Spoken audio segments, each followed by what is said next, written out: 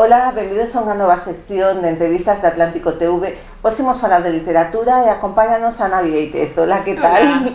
Ela acaba de publicar a súa primeira novela, Pacto de Silencio, que é todo un thriller, non? Un thriller rural, urbano.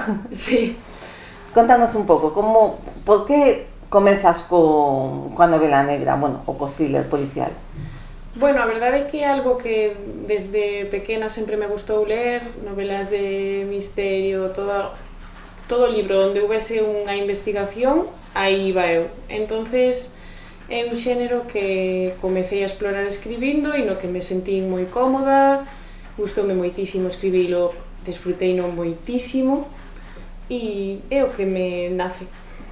Porque de feito ti tes estudos de criminoloxía, non? O sea, sí, que digamos que un pouco te vai por aí.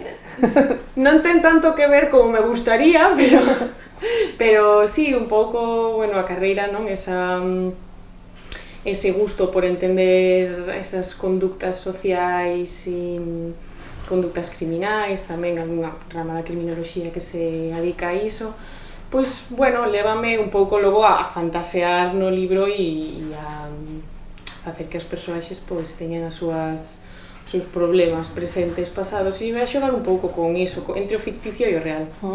Porque, de feito, na novela tratas dous casos de asasinatos separados no tempo, sí, pero que parece que están relacionados, non?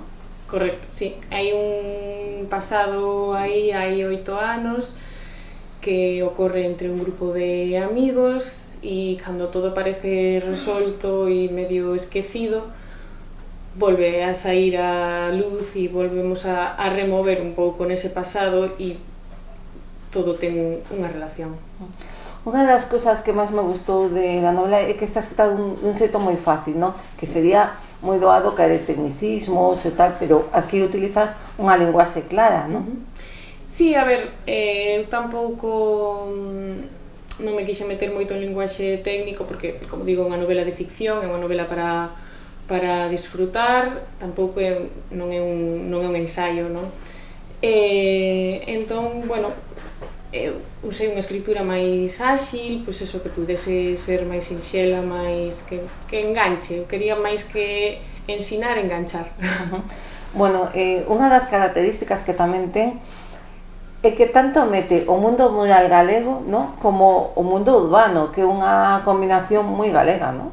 Sí, como é unha novela coral que está narrada a varias voces, pois temos a Sofía que está metida nese rural, non? E logo por outra banda pois están Irene e Iago, que son os xornalistas que están aquí, que traballan en Vigo.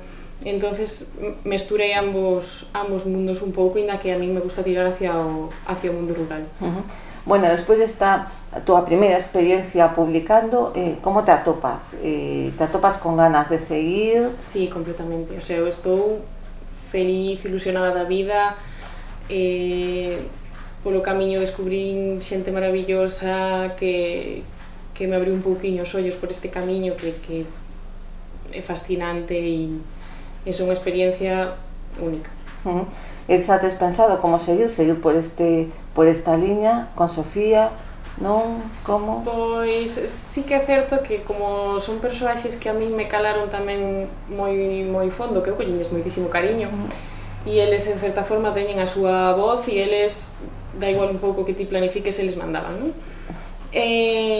Non quería deixalos aquí e é certo que sí que, bueno, estou pensando en darlles algún que outro caso. Sí, porque ten un carácter así moi poliédrico, non? Que se pode decir, con moitas caras.